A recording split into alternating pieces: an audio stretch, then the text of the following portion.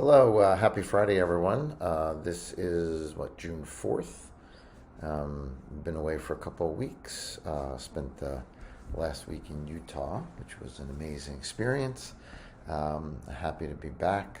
So I just want to jump back on here and continue along our sort of training in servicing. We were up to the third case that exemplifies measuring effective connectivity in clinical practice, a case of developmental trauma. So I want to run through this and see where we get to next, sort of in our learning of this process as it relates to multivariate coherence training and understanding the process of all of this.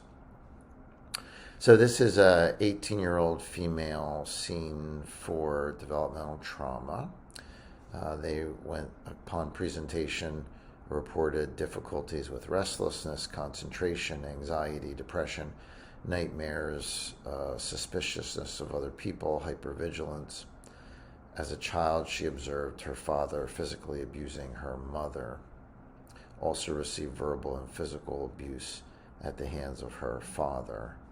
And as a teen, was verbally abused and raped by a boyfriend. So basically every level of trauma you can experience in terms of physical, verbal, observational, and sexual abuse. Upon presentation, she was taking Prozac, working on a degree in social work with a GPA of 2.5. Upon testing, Beck Anxiety Inventory was 102, which is severe. These are measured, for those who are not familiar, these are measured in T-scores, where the average score is 50. So normal would basically be 50. Each standard deviation is 10 points. So every time you go up by 10, 60, then 70, then you get significant levels of anxiety. And anything over 70 is significant. 102 is quite severe. On the Beck Depression Inventory, she had a 90, which is also severe. Cognitive testing basically showed normal findings, which is great for her.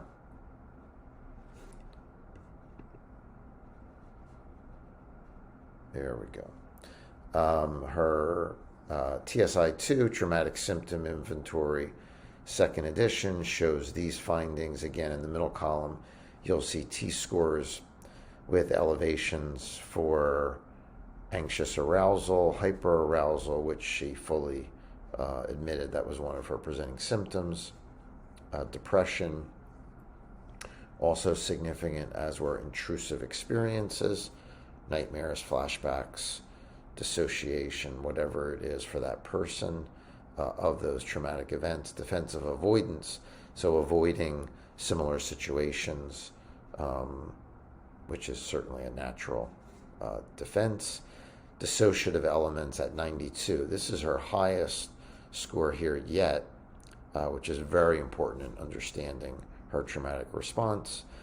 Somatic preoccupations, sexual disturbance, which is pretty common, as would be expected, some suicidal ideation, and some reduced self-awareness.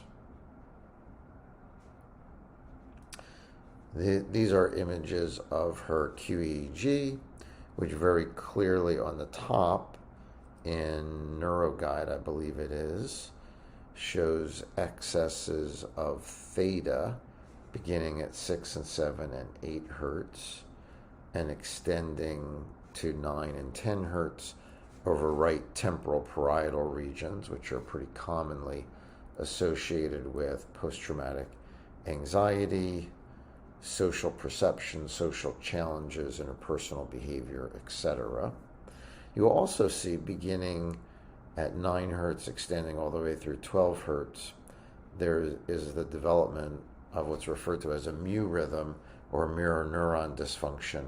It's thought that this is seen primarily in autism, but it's seen in many different disorders and typically reflects a disconnection of the frontal executive system to temporal and limbic systems responsible for execution of social and other motor interaction and challenges.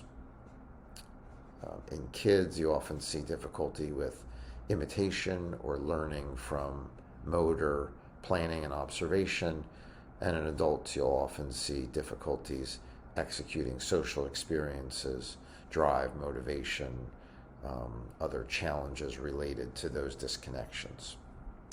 Below that, you'll see Loretta images.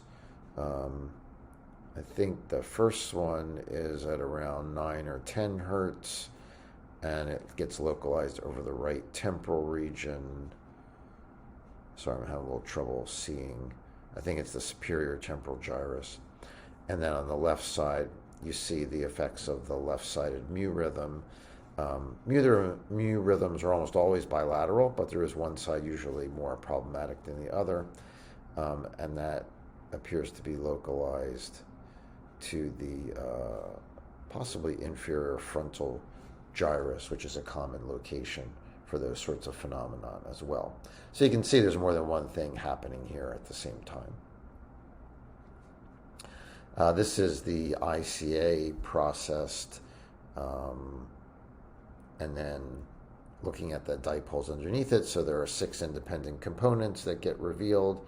And typically the way you interpret these is the red areas are the most problematic area. Red is the positive and blue the negative in the EEG. And you'll get a disconnection between obviously where it's abruptly positive and abruptly negative for that moment in time. But here we see 1, 2, 3, at least 3 components, 1, 4, and 6 over the right side, and 3 and 5 over the left for sure. And below you see multiple dipoles over the right hemisphere, and then those over the left hemisphere, exactly where that mu rhythm showed up, but localized into slightly deeper brain regions as well.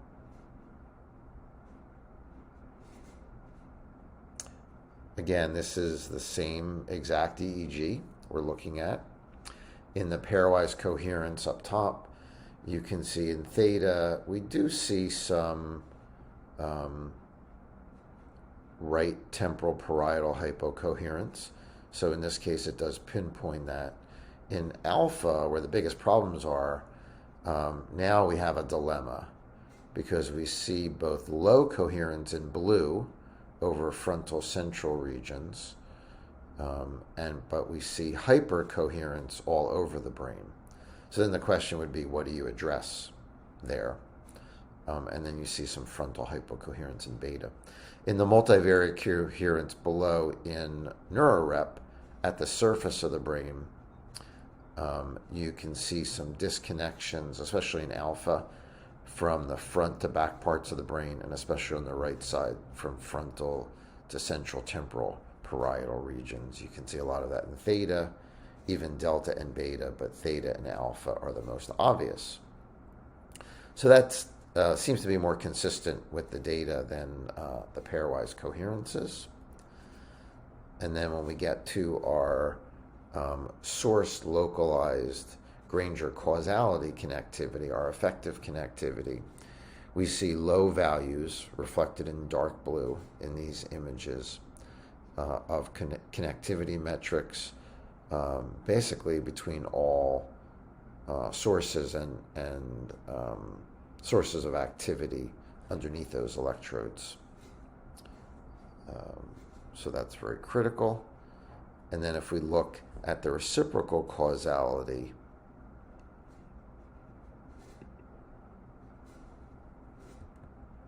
kind of wish there was a way I could blow it up, but basically what you would tend to see is arrows pointing in certain directions, and where those arrows are directing us, that is the source of the connectivity dynamics that are low and dysfunctional.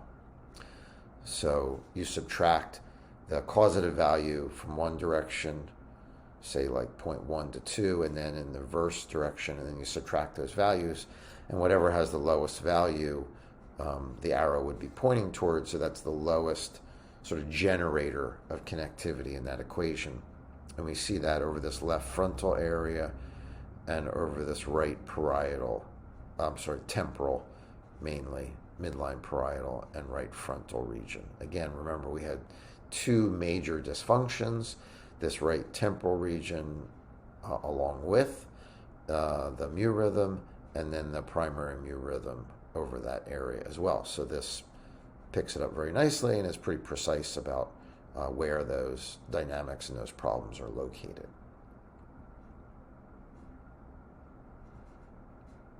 Okay, hopefully that helps to understand that type of information. I think we've talked a little bit about some of the research we've done, although we haven't delved into it precisely, and I think it would be a good thing to do in future sessions. I'd love to hear from you all about interest in learning about the research, but back in our initial sessions we did some general view of the research and the meta-analyses that we had done that covers multiple diagnostic groupings that we've talked about. And I'm happy to talk about that again at some point. And then we get into some other case examples to actually show what this looks like and then what the outcomes are as well. So let's see if we can get through one case. Here, this is an example of an individual with major depression that we've talked about before.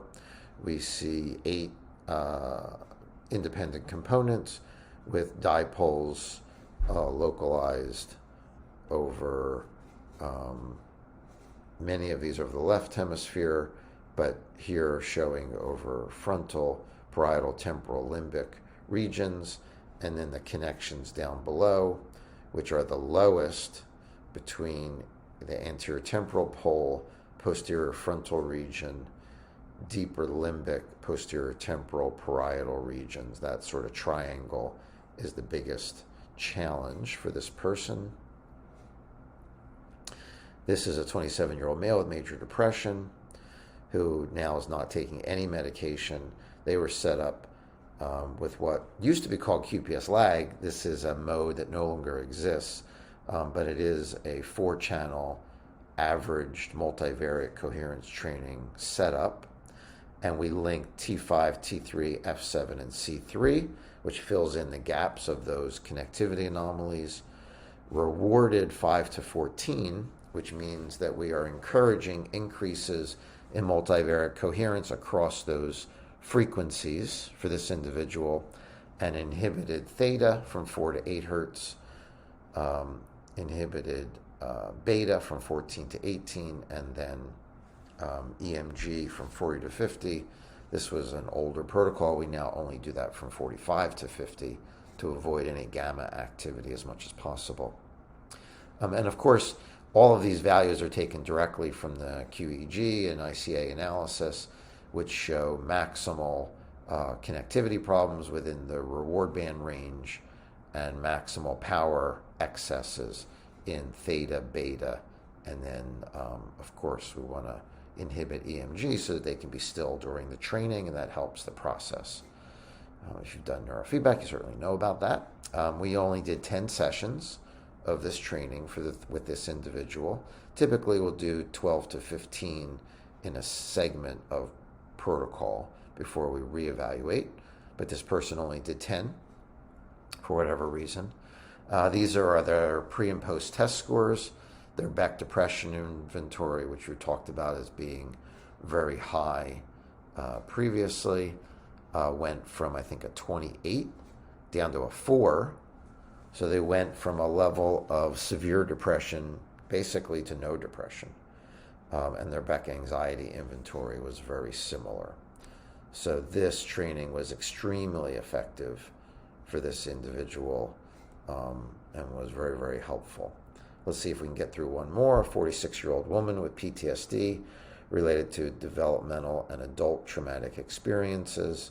Their TSI-2 shows excesses in dissociative elements and reduced self-awareness primarily, more mildly in hyperarousal and defensive avoidance. They had 6 independent components that with dipoles spread out across bilateral frontoparietal regions of the brain. You see their effective connectivity below, which showed low connectivity across those regions. We decided to train over the left hemisphere for this particular individual based on symptoms of depression and dissociative elements. Very often you'll see this left frontotemporal region as being significant in dissociation. So our reward band based on QEEG was from 8 to 22 hertz over these 4 regions: P3, T3, F7, F3. Inhibits of 7 to 14, so alpha and low beta, 20 to 30 and 40 to 50, inhibiting beta and EMG. And this is an example of pre and post functioning. So the Rebecca Anxiety Inventory went from a 60 to a 55, so mild elevations of anxiety down to very little anxiety. Defensive avoidance went to normal levels, impaired self-reference, and almost reduced self-awareness to normal levels as well. So you see significant improvements there. Also, and you can even notice in the connectivity images, some red values and yellow values, no longer dark blue, which indicate increases in and improvements in connectivity as well. So we're going to halt there. Hopefully continue again next week or in a couple of weeks when I can get back to doing this, and make our way through this process. And then again, please, if you have time and you want to add suggestions for future things that we discuss here or post questions to our groups, those would be great. And I hope everyone has a great weekend. Bye-bye.